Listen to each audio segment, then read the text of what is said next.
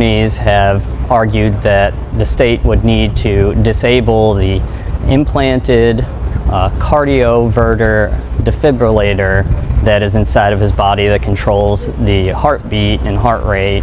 They argued this because they said that there was a chance that he would become shocked by this device once the lethal drugs would start flowing through his body, potentially multiple times. At one point, he said to his spiritual advisor, "Oh, it hurts so bad." And his spiritual advisor, who was in the chamber with research, didn't turn up anything that looked comparable. But she did note that there are a lot of aging people on death row, and this could be something that states will need to deal with. How does a man sit calmly, knowing that in less than 24 hours his heart will be stopped by a lethal dose of poison, and that nothing, not appeals, not mental health diagnoses, not even the defibrillator pulsing in his chest, will save him? Byron Lewis Black had been on death row longer than some of his prison guards had been alive.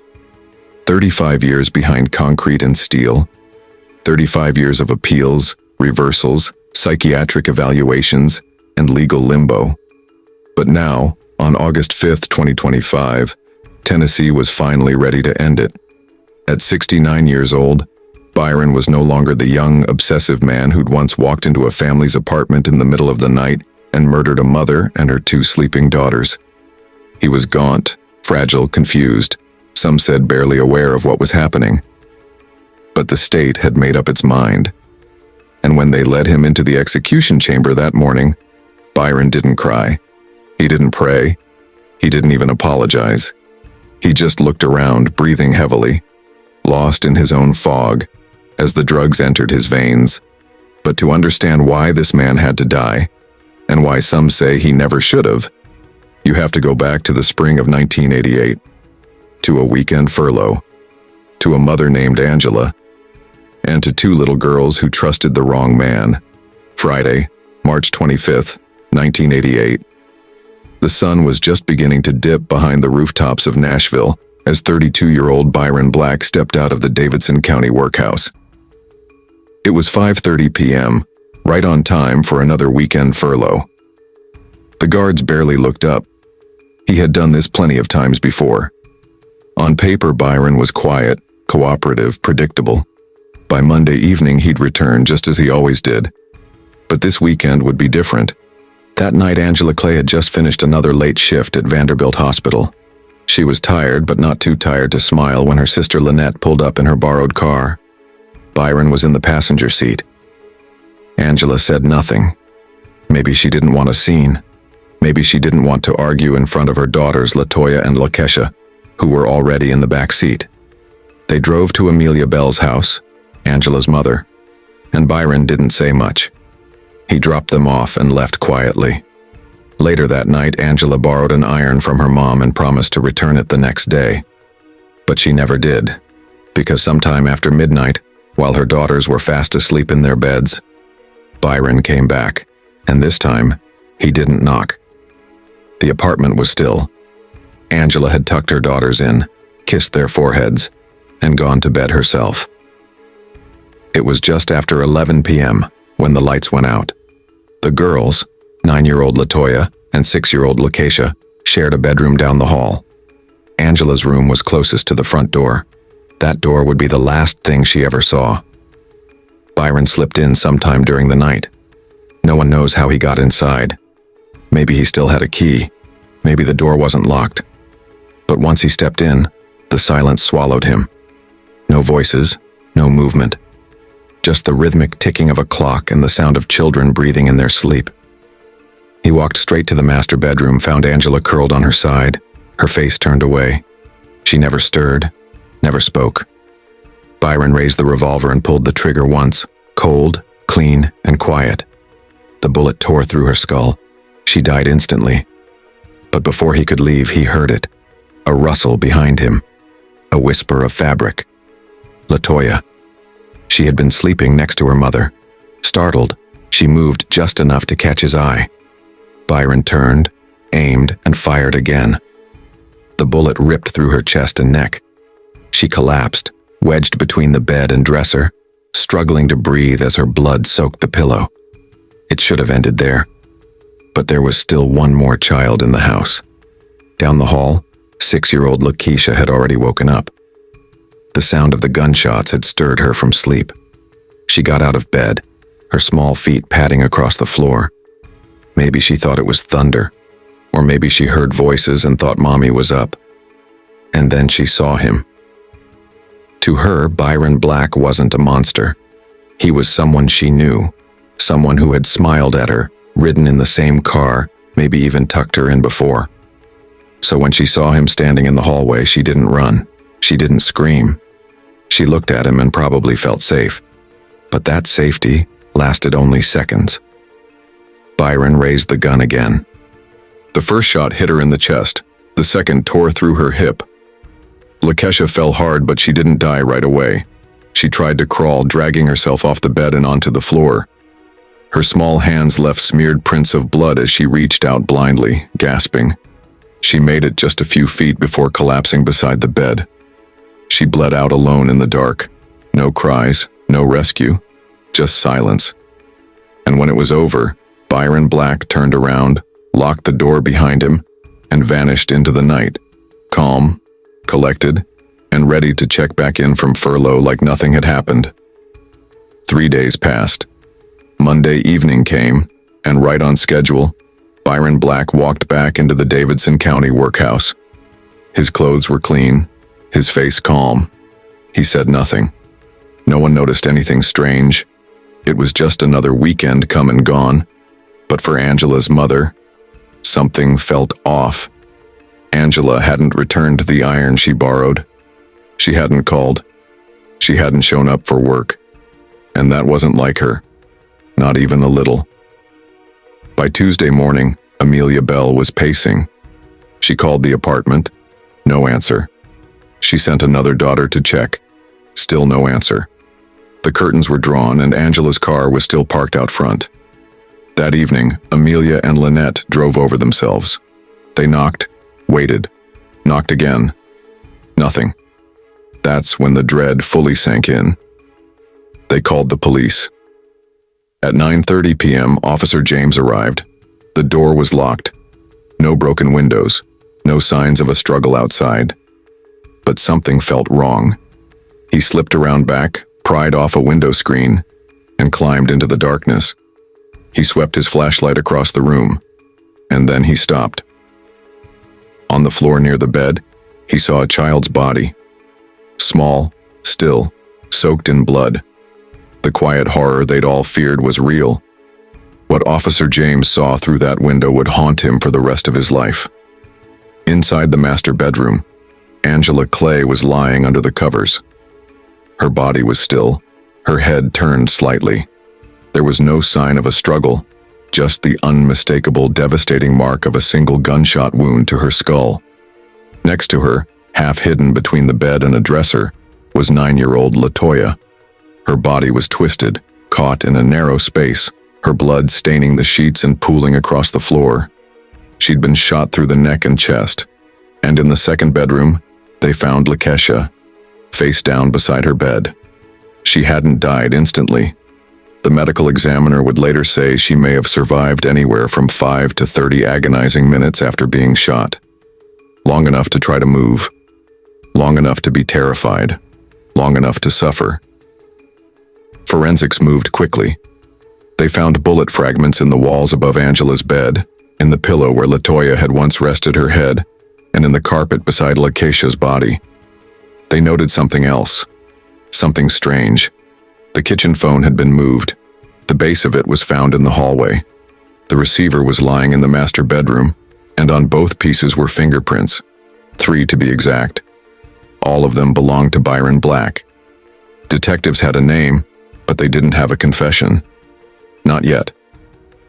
Still, the evidence was stacking fast. The fingerprints placed Byron Black inside the apartment, not just near the bodies, but moving between rooms.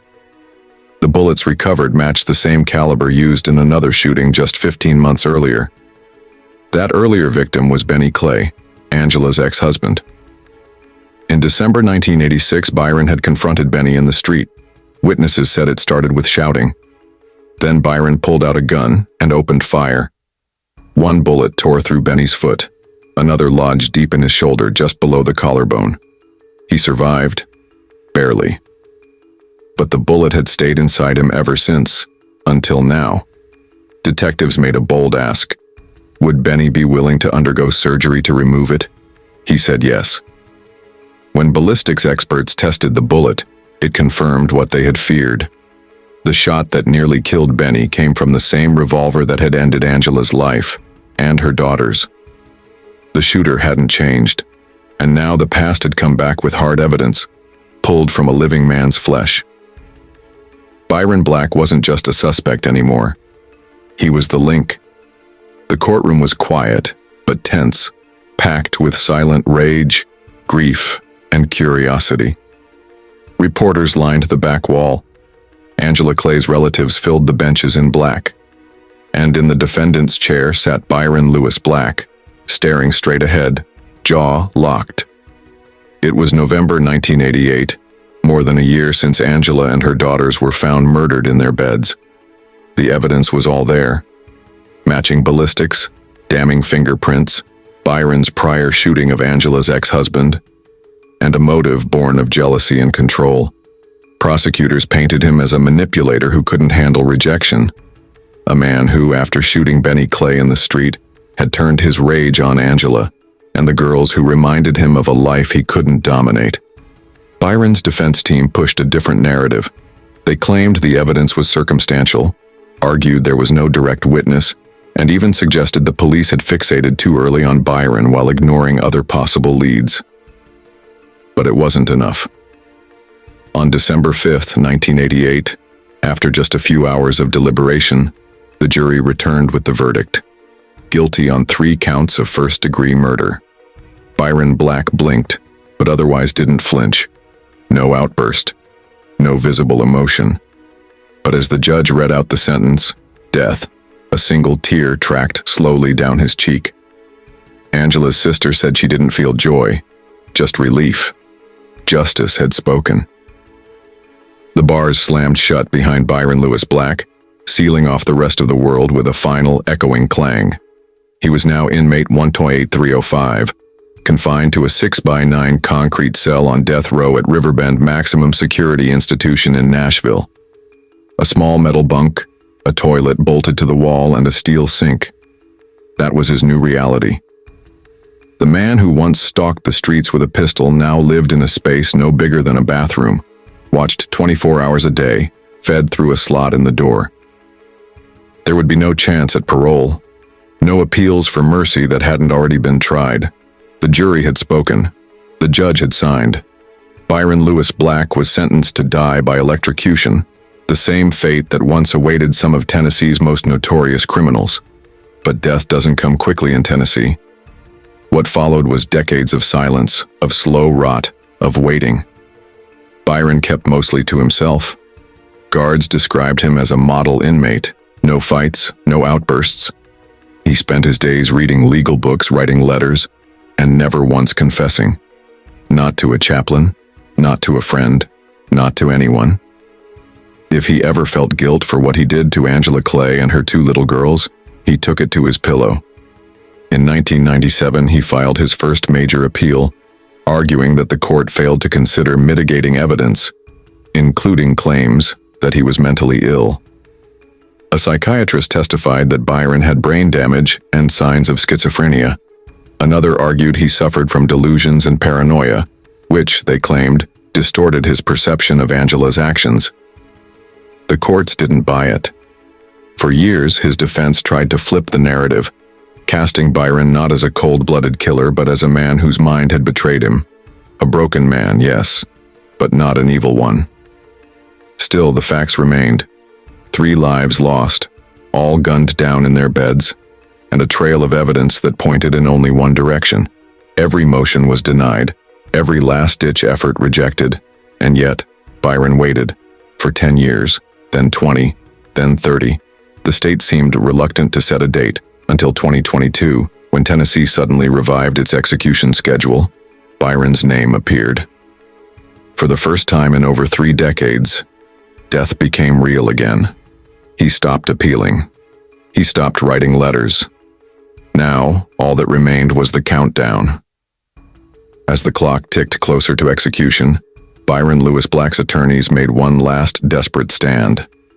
They argued this wasn't justice, it was cruelty. Byron wasn't the same man who committed 2 murders in 1988. He was now 66 years old, frail and fading, ravaged by chronic kidney disease, heart failure, depression, and cognitive decline that blurred his grasp on reality. His lawyers insisted he was mentally incompetent, often confused, with poor memory, and no full understanding of his execution date or even the crime that led him there. But there was more. A spinal cord stimulator had been surgically implanted in his back to help manage debilitating nerve pain. Lethal injection, they said, could interact dangerously with that device, or even fail to work properly unless it was surgically removed first. A medical team would need to go in, dig through tissue and metal just to prepare him to die.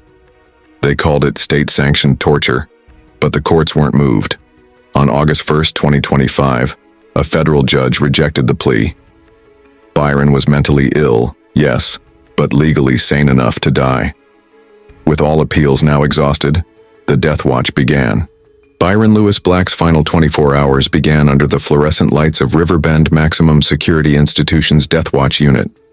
It was early August in Nashville, sweltering and silent, and the 66-year-old inmate had one more night to live.